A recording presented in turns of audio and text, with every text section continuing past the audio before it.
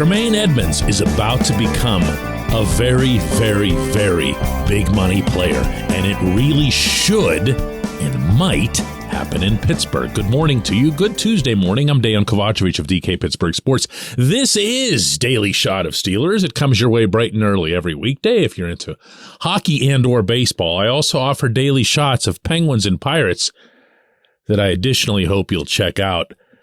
Edmunds is 24 years old. Edmunds is playing the position that I don't have to tell you this team really, really needs, meaning, of course, inside linebacker. Edmunds is the brother of the Steelers' own Terrell Edmunds and previously Trey Edmunds. And he's the best of them. And he's one of the best in the business at his specific role. I probably shouldn't need to go into any further detail to convince anyone why it would be beautiful to have him playing for the Steelers.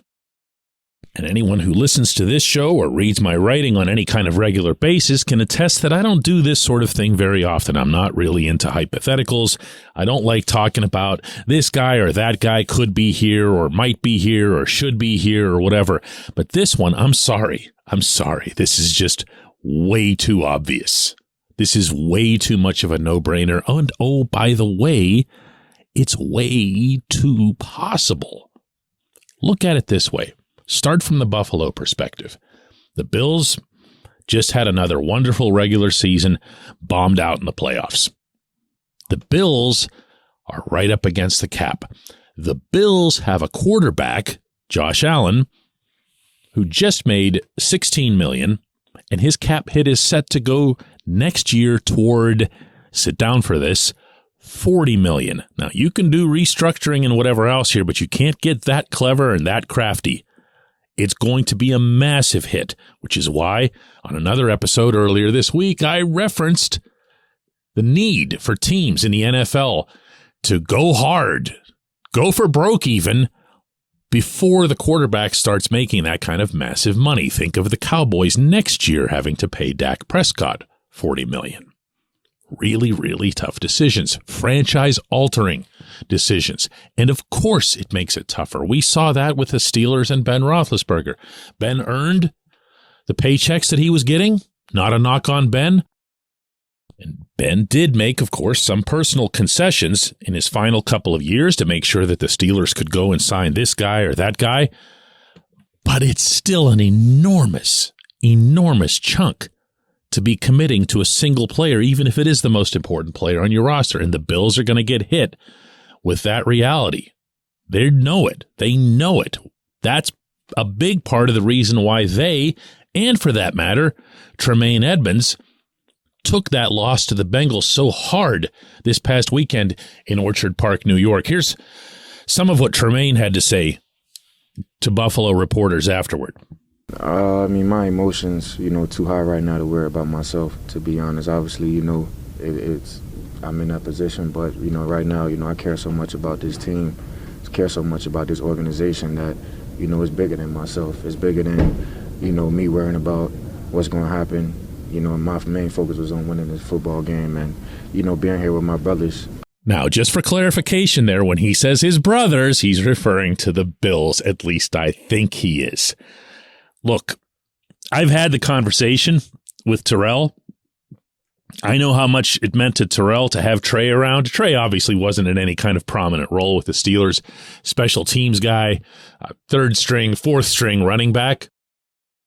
But it meant something to him. And in the interim, Terrell became a pretty significant piece of this defense to the extent that even after the kind of dickering around that went on between the team and the player last summer, eventually Terrell having to come back and accept a one-year term, he became a real player here. Actually, I shouldn't say he continued to blossom into a more complete player, one who very much completes Minkah Fitzpatrick. And as such, I do believe you're going to see the Steelers make a move to keep Terrell. But as long as you're in the neighborhood, the Steelers have cap space. They really do. And my belief is that they're about to have a whole lot more cap space.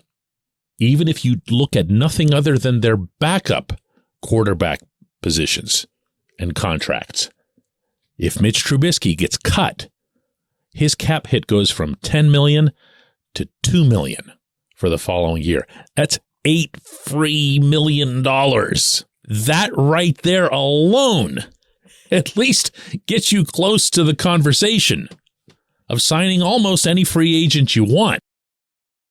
Mason Rudolph this past season made $3 million to, I don't know, do the third string guys even hold clipboards anymore? I know they don't dress, but we always say, yeah, he held the clipboard, but I didn't even see him hold the clipboard. So he got paid $3 million to be the scout team quarterback in practice.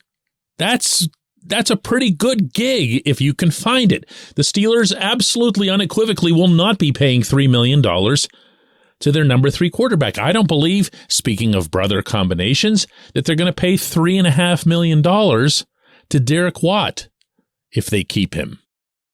There's money there.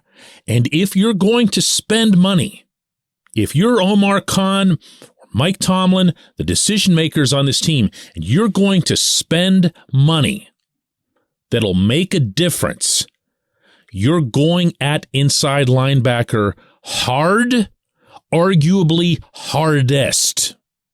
I could see attempting to spend money on a big-time free agent corner that'll really solidify the secondary. I could see doing that on the defensive line, beyond even making a nice, healthy attempt to keep Larry Ogunjobi. But I don't know that I'm putting even a penny into the offense. If I'm adding to the offense, it's going to be through the draft. It's going to be an offensive lineman, preferably a left tackle who comes in the draft. But when you're talking about where the money should go, where you need the immediate help, where you can't afford to be waiting around forever and ever and ever, that's inside linebacker. And you see your target. You know him as well as you can know another team's draft pick. You really do, because you know his brothers and you know what they're made of. And you know what they're made of, by the way, physically, because Terrell Edmunds doesn't miss football games. Tremaine Edmunds doesn't miss football games. They're durable. If you think of these contracts as investments, which you kind of should, if you're a responsible general manager, these are sound investments. They're not going to let you down. They're not going to disappoint you. They're not going to leave you wishing you had applied the money somewhere else. This is a real thing, one that the Steelers can very much make that much realer. When we come back, J1Q.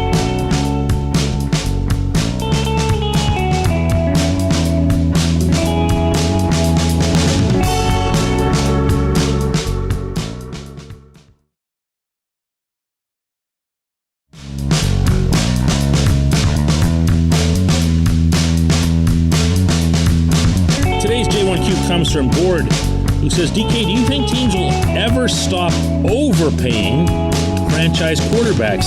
This year's final 4 quarterbacks in the NFL playoffs and their salary cap hits are as follows. Number 2, Patrick Mahomes at $36 million. Number 18 overall in the league, Joe Burrows at $10 million.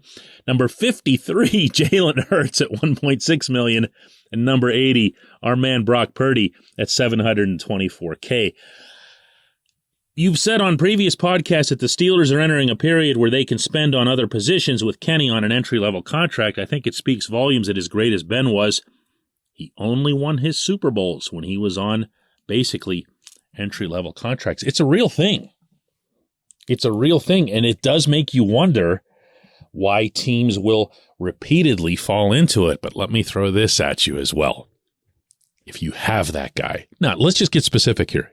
If you're the Bengals, how do you not, after decades of absolute nothingness, go to Joe Burrow and say, hey, man, you're our guy.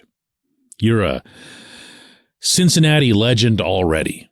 A local kid, by the way, from nearby, not like in Cincinnati, but a place in Ohio that's to the east of Cincinnati. How do you not go to him and say, Joe, you're a Bengal for life, and have the big press conference and everything else? How do you avoid doing that? Who avoids that? And by the way, we can also cite for every one of these examples of somebody getting older and pricing the rest of their team out on payroll, you can cite a Tom Brady winning Super Bowls into his 40s. I know he's Tom Brady, he's a freak, all that other stuff, but it's a really, really hard concept to come to grips with. Let's bring it up with Ben. You just did. Ben wins a couple of Super Bowls early in his career before he hits the really big money. Actually, before any of the quarterbacks hit the really, really massive money that we're seeing now. But eventually, that bill came due around here as well. And what was the universal reaction? I don't think anything in life is unanimous anymore, but this certainly felt like it was. There was a person in town who was opposed to Ben getting a long-term contract and being paid what other NFL starting/franchise quarterbacks get. Really, there wasn't. And if anything, had the Steelers, let him walk or let him go somewhere else and, ooh, look at him in that uniform, or look at him winning, or look at him playing for the Browns or the Bengals and coming back to Pittsburgh and beating our Steelers, all of this would have been extraordinarily distasteful. So for me to answer your question, I think we'd first have to see an example. I think we'd first have to see one team, maybe run by one of those Harvard-level stats heads that you see in baseball and you're increasingly starting to see in football, just say, listen, this doesn't make any sense. This is a poor application of resources. We're better off just letting our veteran superstar mega quarterback go somewhere else like Dallas and hitting the draft really hard. We'll just start over again and we'll get 5 years of entry-level play from another quarterback. Then what'll happen? Will the prices come down, or will there always be a Jerry Jones or someone else to make sure that they stay really high? Really good question that obviously has no really good answer. I appreciate it. I appreciate everyone listening to Daily Shot of Steelers. And by the way, to all of you who follow this show on YouTube, and there are a lot of you, who went to the subscribe button and smashed it hard, thank you so much. We're like really, really close to the 20,000 mark, and I was expecting it would take us another month or so to get there. What an outstanding show. Hey, you can be the one who hits the 20,000 mark yourself today. Go give it a shot.